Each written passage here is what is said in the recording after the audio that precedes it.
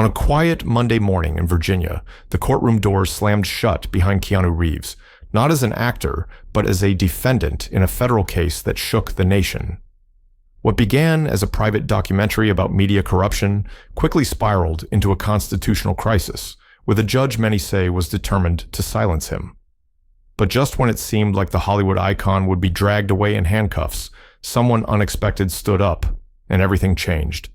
Congresswoman Jasmine Crockett, once doubted by her peers, delivered a legal blow so powerful it left the courtroom and the judge speechless.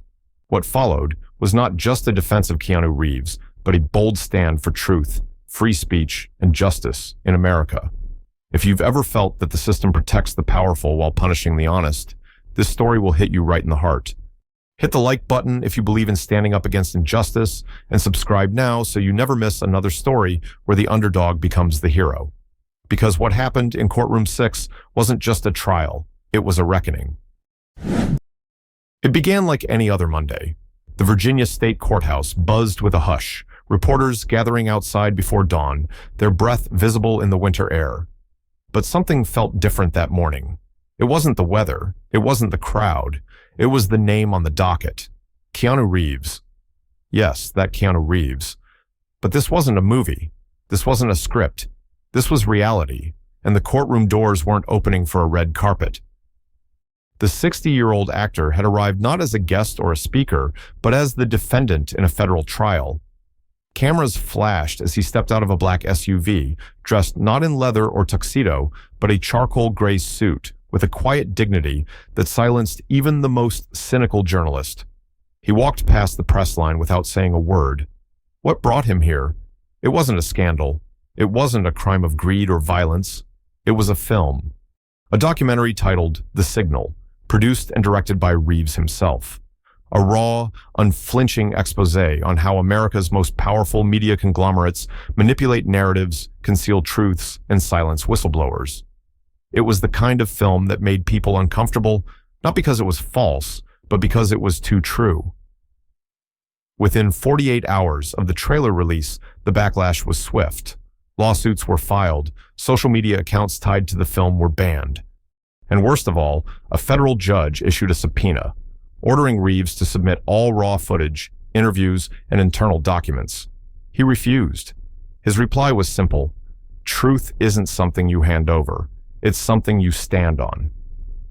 That act of defiance put him in direct confrontation with Judge Horace Templeton, a man known in legal circles for being immovable, unyielding, and politically connected. By 9:15 a.m., the courtroom gallery was filled to the rafters. Former military officers, artists, retirees, young students, all waiting, watching. Inside, the air was taut. You could feel the tension in every creak of the wooden benches. Judge Templeton entered with a presence that sucked the warmth from the room. He adjusted his glasses and looked down at the defendant with a gaze sharp enough to cut marble. "Mr. Reeves," he said coldly, "the court has ordered you to comply with the federal request for production of all materials related to your film. Are you prepared to do so?" Keanu stood slowly. "No, Your Honor. I will not betray the people who trusted me to tell their story." Gasps. Templeton didn't flinch. "Then the court finds you in contempt." The words dropped like lead.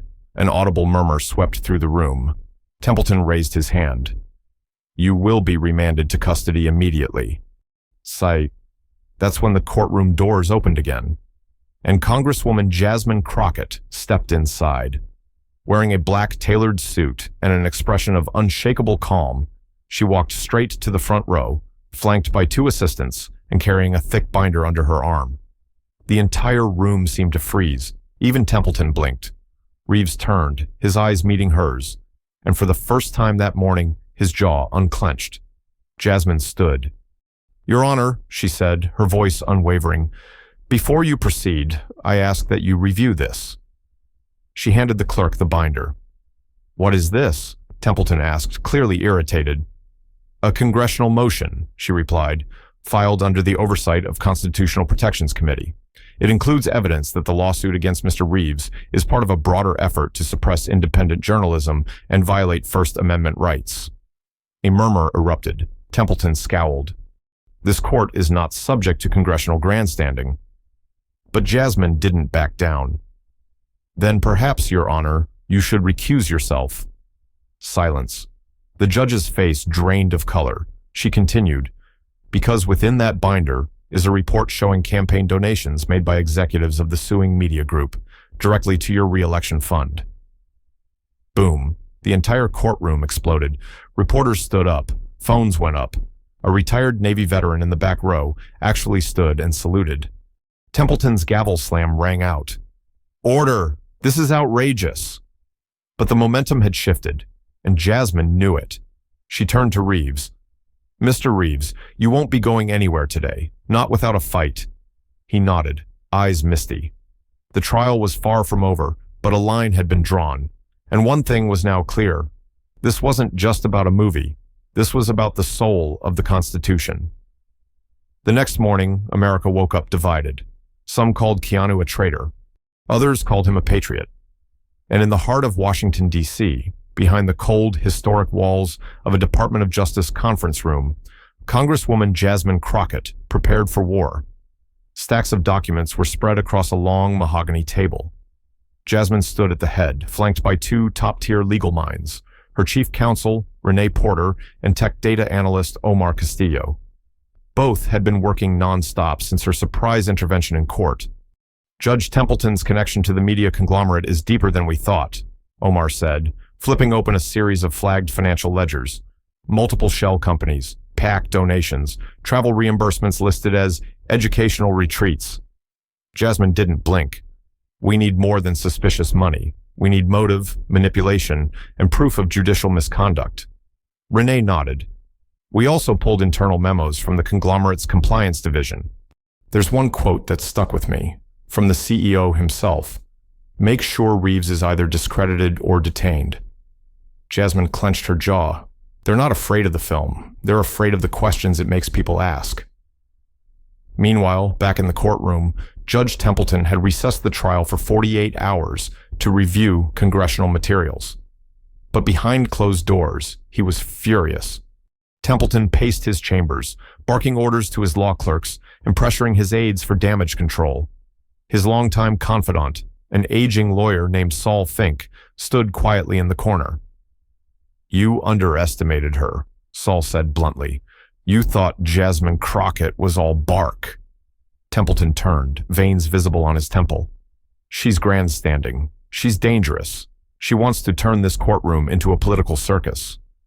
No, Saul replied, crossing his arms. She wants the truth. Templeton waved him off. But inside, he knew. This case was no longer his to control. Across town, in a quiet media studio, the film's lead researcher, a former investigative journalist named Alice Monroe, prepared to testify. Jasmine had reached out to her directly. Alice had lived in hiding for nearly a year after threats from media executives. Her footage and interviews had been used in The Signal. Now she would face them in court. And courtroom day 2. The buzz was louder. Every seat in the gallery was filled. The line outside stretched 3 blocks. A makeshift Justice for Keanu rally was forming with veterans, pastors, retirees, and college students holding signs. Truth isn't treason. Crockett stands for the people. And if they silence him, they silence us. Keanu walked in, flanked by his attorney, visibly thinner, but calm. His quiet smile greeted a few fans as he passed. Judge Templeton took his seat, the lines on his face etched deeper today. Proceed, he said dryly. Jasmine stood. Your Honor, we call Alice Monroe to the stand. A murmur swept through the room. Alice entered, dressed plainly, her gray hair pulled back, her eyes sharp. She took the oath, sat. Jasmine approached slowly. Ms. Monroe, why did you agree to work on Mr. Reeves's documentary? Alice looked up. Because people were being silenced. Whistleblowers, scientists, journalists. Everyone who told a different version of the truth was punished.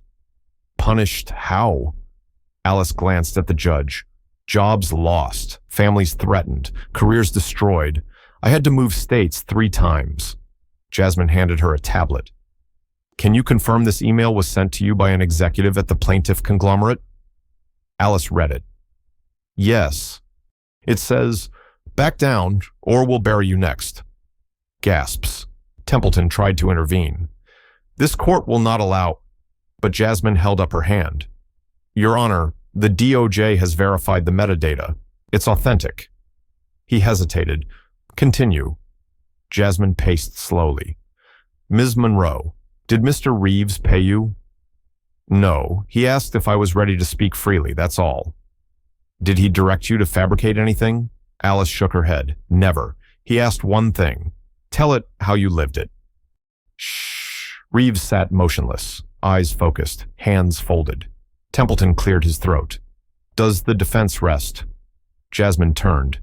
"Not yet. We have one more witness." The doors opened, and in walked an elderly man with a cane. The gallery buzzed again. "That's Thomas Haley," a reporter whispered, "former executive producer for NBC News." The man took his time approaching the stand, took the oath, sat. Jasmine approached. "Mr. Haley, in your previous role, were you aware of an internal project called FilterNet?" Templeton's face tensed. Haley nodded slowly. "It was a real-time editorial suppression tool, a list of voices to suppress, topics to downrank, and names to blacklist."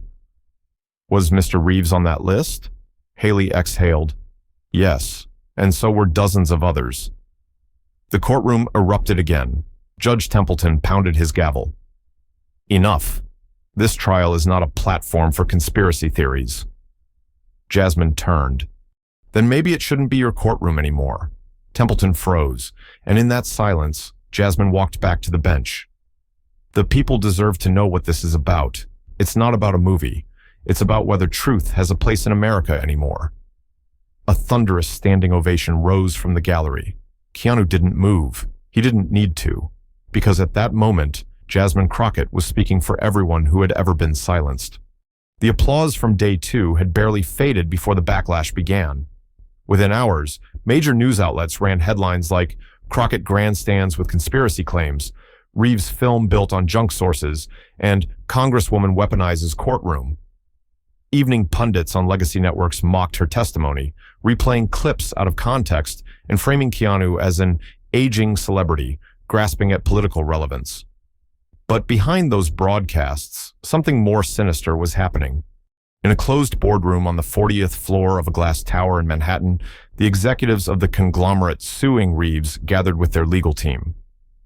"Templeton was supposed to contain this," said the CEO, Malcolm Brent, slamming a fist on the table.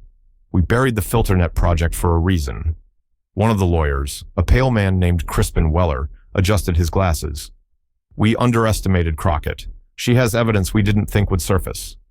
"Then bury her," Brent snapped. They knew the risk. If the DOJ kept digging, they'd find the real reason behind the lawsuit, not just to suppress Keanu's film, but to protect a multi-billion-dollar media manipulation operation that extended all the way into federal judicial circles.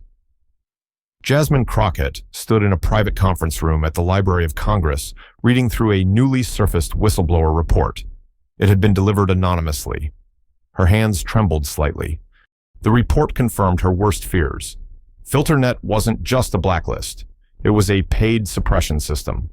Media clients paid the conglomerate to algorithmically erase certain voices from trending platforms: political candidates, independent filmmakers, religious commentators, even retired veterans who shared controversial war stories.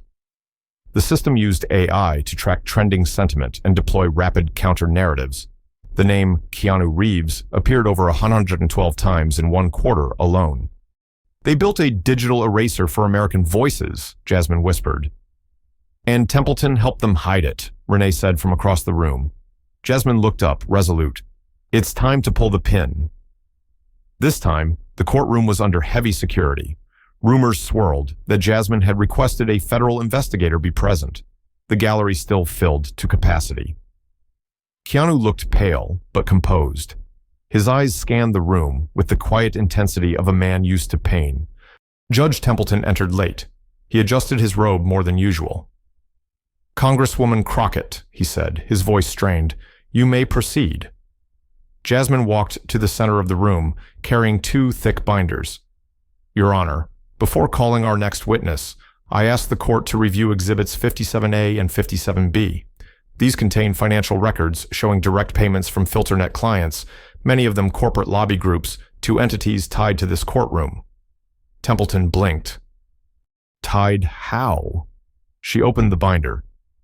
Judge, one of the entities received $320,000 over 18 months. The account holder's name is your cousin, Isaac Templeton, who manages the trust tied to your re-election committee. The room erupted. Templeton slammed the gavel, face flush. This is irrelevant and personal. No, Your Honor, Jasmine said. It's foundational, because these documents suggest this lawsuit never should have been allowed to proceed in your courtroom. She turned to the gallery. And we have someone here who can prove it. A tall man in his 40s entered, his military posture unmistakable. He wore a navy blazer, his chest decorated with medals. Please state your name for the record. Colonel Andrew Farrow, retired. Colonel Farrow, what was your position before retirement? Senior cybersecurity advisor to the Department of Defense. Jasmine nodded. And what do you know about FilterNet? In 2021, the system was offered to federal agencies as a reputation safeguard platform. It was rejected, but shortly after, I saw it resurface in corporate usage, privatized and weaponized. Weaponized how? It flagged keywords, video titles, personal accounts, buried them, even falsified fact checks to discredit truthful content. Did your team investigate its judicial connections? Yes, one name came up repeatedly, Judge Horace Templeton. The room exploded again. Templeton stood. I demand this be struck from the record. But before he could strike his gavel, a man from the back row stood. I represent the office of the Inspector General, he announced. Gasps. This courtroom is now under formal review. Judge Templeton, you are under federal investigation for undisclosed financial interests and alleged obstruction of justice. The gavel never came down. Instead, Templeton slowly sank into his chair, his face drained of all color. Outside the courthouse, the world was watching. The footage went viral, not just on news stations, but everywhere. Facebook groups for veterans, church live streams, even on Roku apps run by local communities. Keanu Reeves had become more than an actor. He was now a symbol. And Jasmine Crockett, she was the fire that lit the torch. But the trial wasn't over yet. Because in a secret hotel room that very night, Malcolm Brent met with a new player. We need to shut this down, Brent hissed, before she brings down half the system. The man in the shadows nodded slowly. He lit a cigar.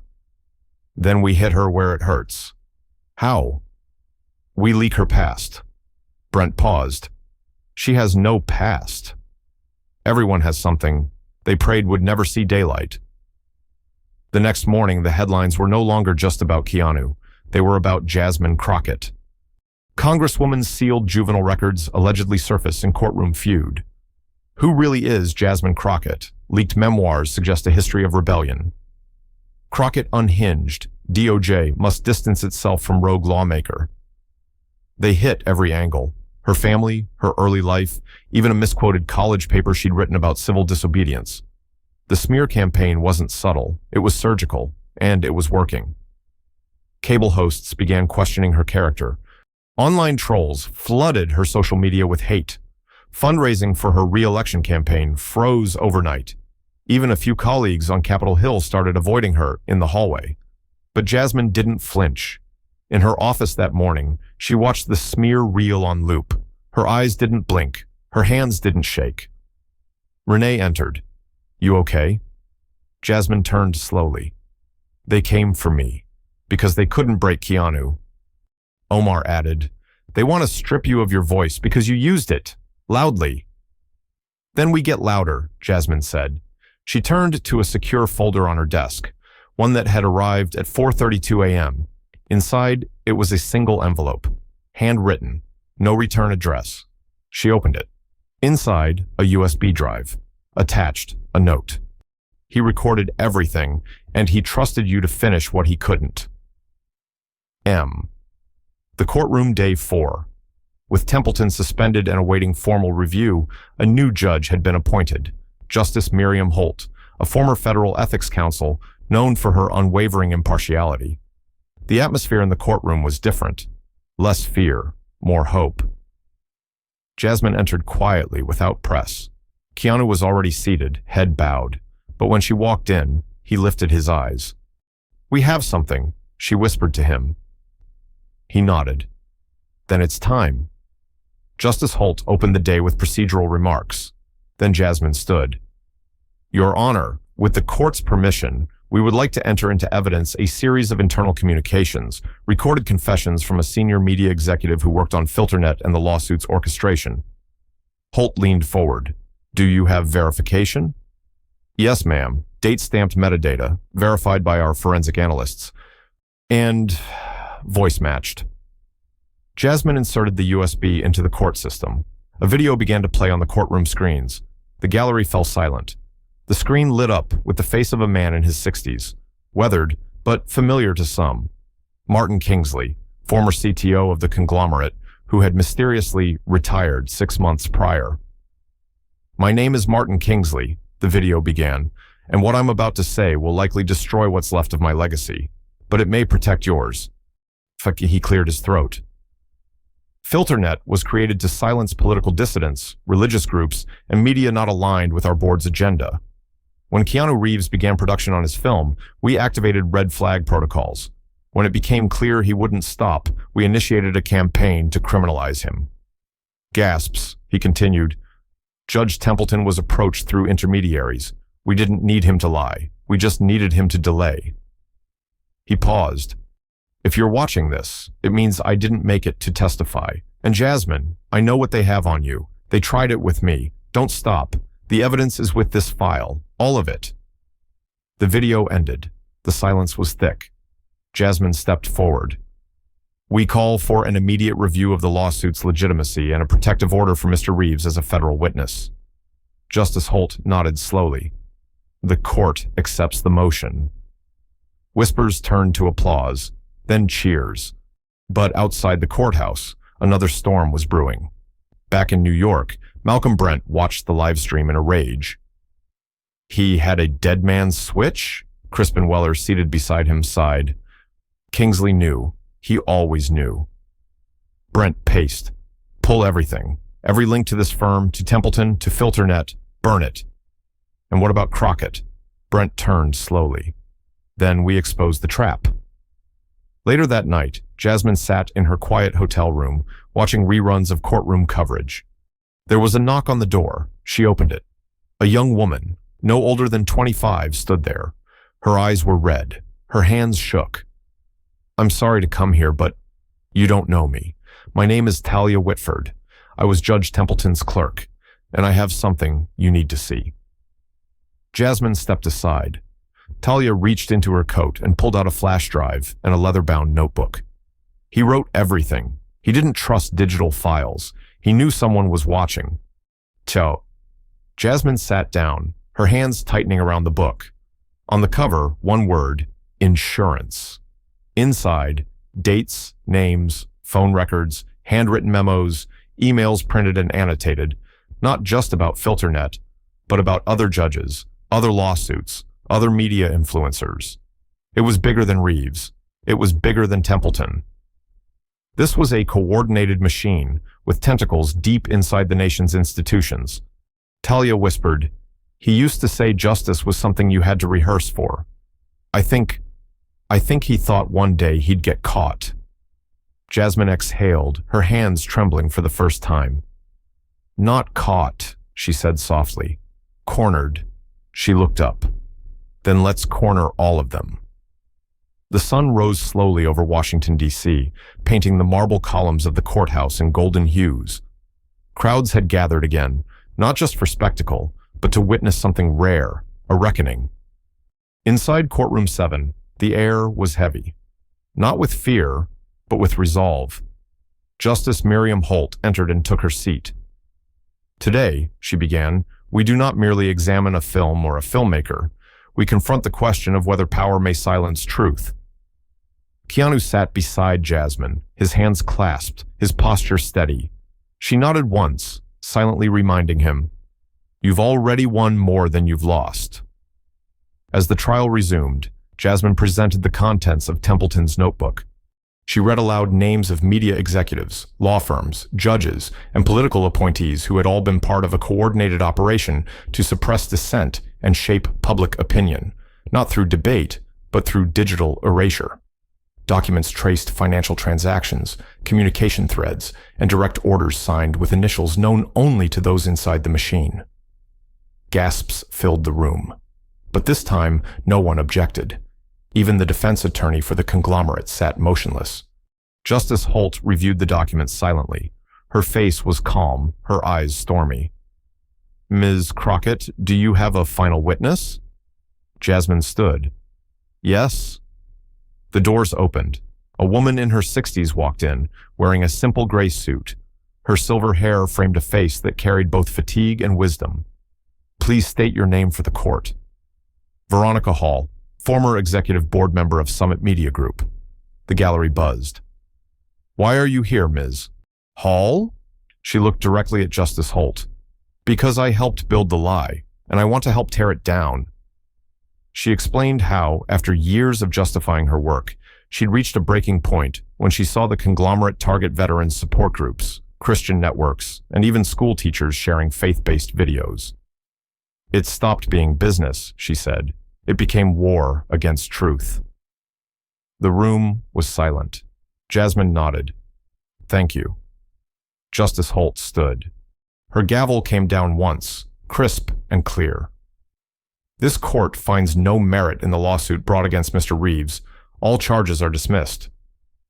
Applause. "Furthermore," Holt continued, "this court is referring all evidence to the United States Attorney General and the Federal Judicial Oversight Committee for immediate investigation." Reporters leapt from their seats. Outside, as the crowd cheered and chanted Keanu's name, the actor stepped onto the courthouse steps with Jasmine beside him. He took a breath. "I never made this film to win. I made it because someone needed to." He turned to Jasmine. "But I didn't stand alone." She smiled. "None of us ever do." The cameras flashed, but what happened next wasn't staged. One by one, people stepped forward. Not celebrities, not politicians, just citizens. A retired coal miner from Kentucky, a teacher from Des Moines, a preacher from Atlanta. Each held signs. "Truth doesn't retire. We are the media now. Faith over fear." And then a boy, maybe 9 years old, climbed onto the barricade with the help of his grandfather. He held up a homemade sign. "My grandma says, truth makes the devil mad. Keep going." Jasmine saw it, and she wept, but not from sadness, from the weight of hope. 3 months later, Summit Media Group's CEO, Malcolm Brent, was indicted. The Filternet servers were seized. The DOJ launched a nationwide task force on digital suppression. Justice Templeton resigned quietly, but not before issuing a letter that read like both a confession and a warning. "Justice is not what we say in court, it's what we choose in darkness." Jasmine Crockett returned to Congress, but not as a lawmaker alone. She was now a symbol. She launched a bipartisan initiative titled the Liberty Signal Project, an effort to protect whistleblowers, promote media transparency, and defend the First Amendment across all platforms.